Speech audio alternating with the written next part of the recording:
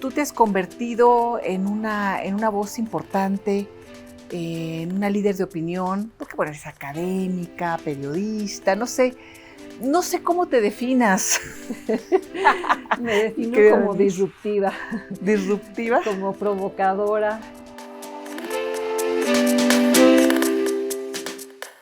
Como ojalá pedagógica y ojalá defensora de un montón de buenas causas.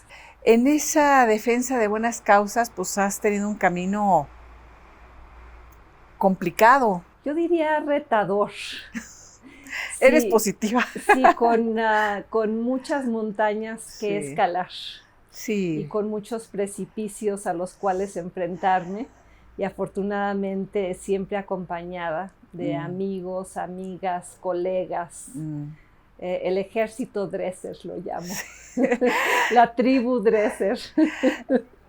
Empieza desde muy pequeñita, ¿no? Recuerdo cuando te entrevisté hace muchos años que publicaste tu libro, el libro que coordinaste, de muchas historias muy personales, muy fuertes. Ahí estaba incluida la tuya. Era Gritos y Susurros. Ahí narras un momento muy fuerte de tu vida. Tú decías, les preguntaste a quienes participaron en el libro sobre algún momento que los haya marcado. Un momento de sorpresa, un momento intempestivo. Y como yo les estaba pidiendo a tantas mujeres que hicieran una especie de striptease emocional, así lo llamó Elena Poniatowska, pues me parecía intelectualmente deshonesto pedírselo a ellas y no hacerlo yo. Entonces escribí un capítulo que se llama Sobreviviente. Y hay que recordar que ese libro es del 2003. Ahora muchas mujeres cuentan sus historias, hacen sus memorias, son mucho más francas y abiertas y para bien. Pero en ese momento el libro hizo época, fue muy significativo porque mujeres públicas que jamás habían hablado de sí mismas, hablaron de, bueno, Gaby Vargas, de su padre descalificándola cuando le dijo que quería ser empresaria y el papá le dice, ay, a ver, Gabycita, ¿cuánto te dura el chistecito?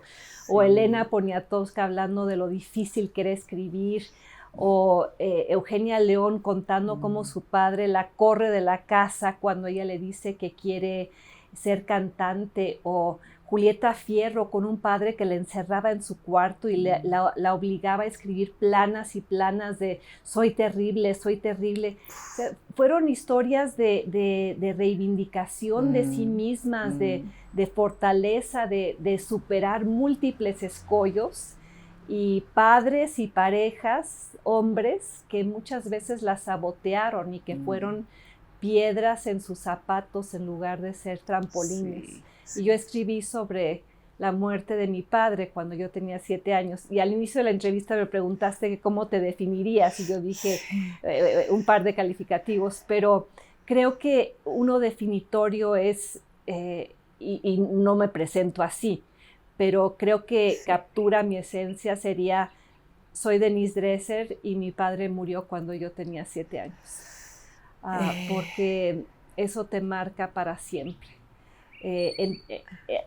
¿Recuerdas ese momento? Todavía, digo, me imagino que lo has trabajado muchísimo, lo has platicado, lo has escrito, lo has llorado, y después de tantos y tantos años... De esos golpes de la vida que son como de la ira de Dios, citando a César Vallejo, porque murió en un accidente automovilístico junto con mi hermana, que tenía 7 meses. Yo tenía 7 años, yo la había estado esperando. Recuerdo que vivíamos en esa época en Estados Unidos, mi padre era estadounidense, mi madre mexicana, y íbamos a un restaurante en San Francisco donde había un Buda enorme, al que yo le sobaba la panza, porque ese es el mito que acompaña a los budas, y le pedía que me diera una hermana. Entonces había nacido y era mi muñeca, yo la adoraba, yo la cambiaba, la sacaba, la vestía.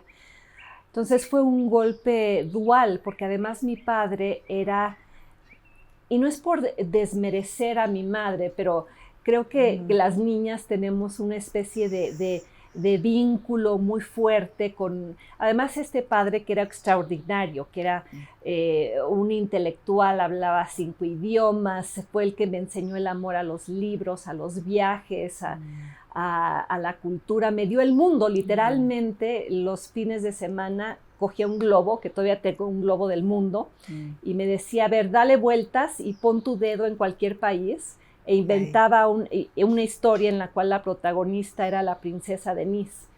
Entonces, para mí era fundamental, y ese accidente, pues, estuve yo ahí, mi madre muy herida, yo solo con un tobillo torcido, pero literalmente vi a mi padre morir frente a mis ojos y oía el llanto de mi hermana que después cesó. Y en tiempos recientes he revivido mucho de eso porque a mi madre le han hecho un diagnóstico de Alzheimer, de demencia senil, y he tenido que ocuparme pues de su casa, de sus papeles, de sus libros, de sus cosas, lo cual ha implicado pues meterme en el baúl de los recuerdos, ¿no? Encontrarme cartas de mi padre a ella, cartas de mi padre a mí, su certificado de defunción, la autopsia, telegramas que le enviaron a mi madre, pues los amigos cercanos a ese hospital chiquito en el medio de la nada, en el bosque, en el norte de California. Y todo eso ha sido pues muy conmovedor, muy duro, y me ha regresado a esa época, también decidiendo qué guardo, con qué me quedo.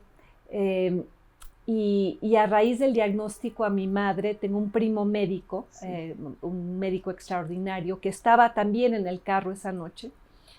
Se rompió ambas piernas con ustedes. y de hecho estuvo casi un año sin caminar. Y él decidió hacer una investigación en retrospectiva, una especie de Sherlock Holmes médico, y se puso a hablar al hospital, aquel hospital en el norte de California, al California Highway Patrol, el médico que nos había atendido, quién quedaba vivo, quién se acordaba, revisar la autopsia de mi padre. Y la conclusión en aquella época había sido que él se había quedado dormido y nos habíamos estrellado contra un camión que tenía esos troncos gigantescos de los árboles enormes que hay en los bosques del norte de California. Y la revisión de mi primo, que además le envió los resultados a otros 18 médicos para que dieran su opinión, resulta ser que no fue así. Mi padre murió de un ataque cardíaco, de algo intempestivo, y perdió el control del carro, y si no hubiera estado ahí ese camión, nadie hubiera sobrevivido, porque el camión detuvo lo que hubiera sido una caída al vacío, porque había un río ahí.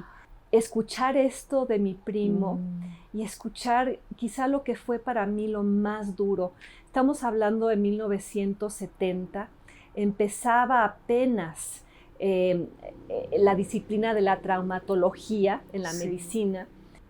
Reciben en este hospital pequeñito que tenía 7 camas a mi hermana, que lloraba, le ponen un yeso porque tenía el bracito roto, y el médico ignora la anotación de la enfermera donde dice hay sangre en su pañal, y simplemente le dan lechita y se queda dormida y muere 8 horas después, porque nadie revisó su abdomen, porque no se hacía esta revisión de trauma, y murió de una lesión en el hígado, se desangró.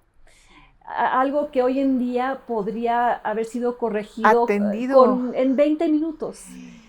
Y saber que podría haber sobrevivido y que yo tendría una hermana de 50 años, porque mi madre y yo quedamos y nos fuimos acompañando. Mi madre, una mujer extraordinaria. Hay gente que me dice, es que eres muy peleonera, eres muy guerrera. Pues viene de una madre que no estudió una licenciatura, fue al Oxford. En esa época no se estilaba que las mujeres de la colonia del Valle fueran a la universidad, pero como estudió en el Oxford sabía hablar inglés y sabía hacer taquimecanografía. Y con eso nos sacó adelante, pero no era fácil. Entonces ella guerrera, ella impulsora, ella diciendo siempre somos triunfadoras y te caes y te levantas, y la mejor educación. Era el tipo de mamá que aunque fuéramos a una playa, Acapulco, descubría un museo y ahí me llevaba. Sí.